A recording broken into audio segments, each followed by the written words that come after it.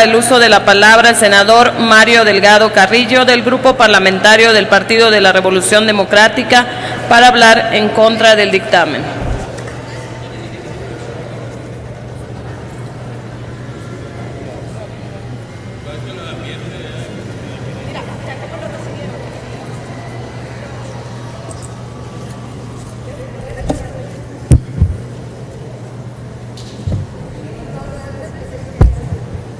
Compañeros, compañeras, en la reforma energética, uno de los argumentos más recurrentes de parte de quienes la aprobaron es que la gran innovación de esta reforma era el Fondo Mexicano del Petróleo. Iba a ser un instrumento que permitiría el ahorro de largo plazo para que hubiera una transferencia intergeneracional de la riqueza petrolera. Cuando un activo no renovable como el petróleo no se convierte en un nuevo activo y se despilfarra como se hace en México, nos volvemos más pobres. Y hasta ahora el Fondo Mexicano del Petróleo ha sido un cascarón sin utilidad. Yo no sé qué hacen los empleados del fondo, pero se deben de aburrir muchísimo. No tienen nada que hacer. El Fondo Mexicano del Petróleo en 2015 acumuló 365,000 millones de pesos que fueron transferidos en un 92% a la Tesorería de la Federación para financiar el gasto público ordinario del gobierno. El Fondo Mexicano tiene 22 empleados. El año pasado nos costó 45 millones de pesos, es decir, casi 2 millones de pesos por empleados, pues que prácticamente no hacen nada. Lo único que tienen que hacer es registrar un número y transferírselo a la Tesorería de la Federación. Acción que hacía antes la Secretaría de Hacienda de manera regular. Pero ¿por qué existe el Fondo Mexicano? En realidad no era la idea tener un instrumento para generar ahorro de largo plazo. Lo que se quiere con este fondo, la única justificación de este fondo, es que los ingresos que supuestamente iban a ser muchos a partir de los contratos de las empresas privadas en la reforma energética no entraran a las finanzas públicas, para que la Cámara de Diputados no pudiera decidir el destino de estos recursos. Es la única excepción que tenemos en toda la legislación mexicana.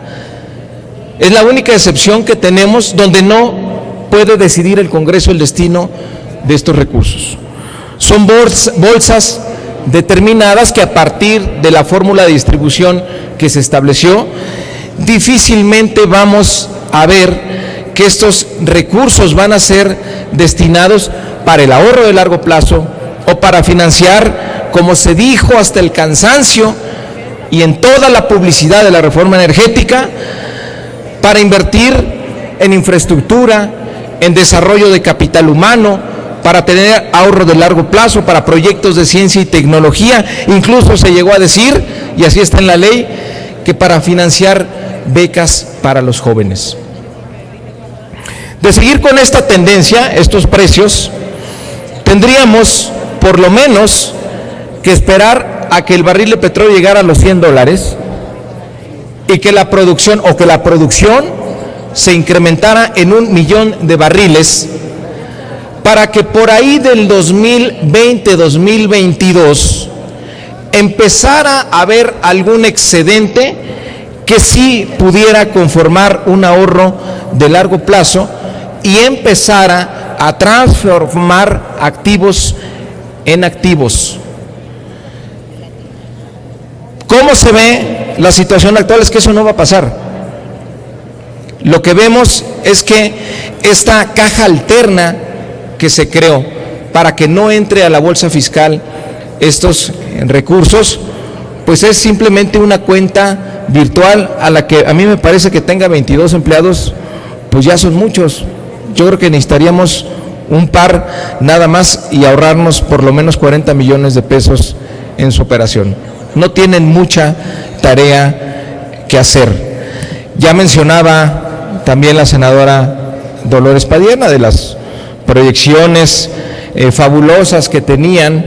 Apenas se han entrado 4 millones de pesos y de los por los contratos, y de los casi 400,000 millones de pesos que ha administrado, pues menos del 1% han ido a fondos de ciencia y tecnología.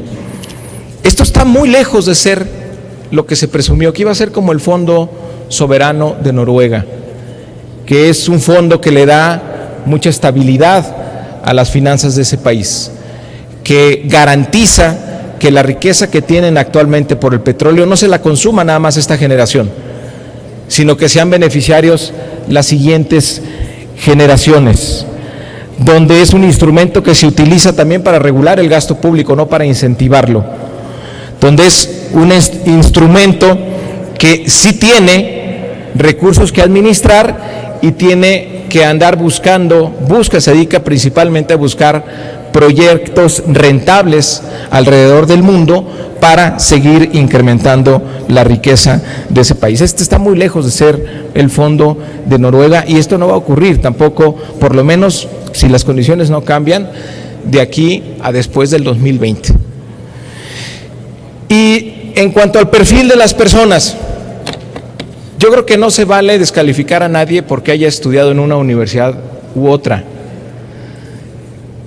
El proceso de examen de idoneidad a que nos obliga la ley aquí es claramente insuficiente para que podamos valorar a las personas, para que podamos saber qué compromisos tienen y qué van a actuar, cómo van a actuar. Lo que sí sabemos es que van a un sistema, van a una institución, pues que muy poco puede hacer en favor de los mexicanos, porque las grandes decisiones en contra de México y su patrimonio fue tomado con la reforma energética. Entonces estos señores que estamos eligiendo, pues se la van a pasar muy bien, porque yo creo que tendrán que ir una media hora a su oficina todos los días y tendrán el día libre, porque no hay mucho que hacer, no hay mucho que administrar. El Fondo Mexicano del Petróleo no ha acumulado los recursos que se esperaban y no lo va a hacer, por lo menos de aquí al 2020. Yo quisiera nada más señalar que el perfil de las personas que se están proponiendo, lo único que hace es develar nuevamente el pacto del PRI con Acción Nacional para regalarle el petróleo de este país a los extranjeros. La connivencia de Acción Nacional y el PRI para la entrega del sector energético queda evidente en los perfiles que se están proponiendo hoy para su aprobación. Ese pacto que llevó a reformar, a que México perdiera el sector energético, sigue vigente, y lo vemos con los perfiles de las personas que hoy se están aprobando. Pero insisto, pues es la muestra, el Fondo Mexicano del Petróleo es la muestra de que tuvimos una reforma energética que no fue la mejor para nuestro país. Muchas gracias.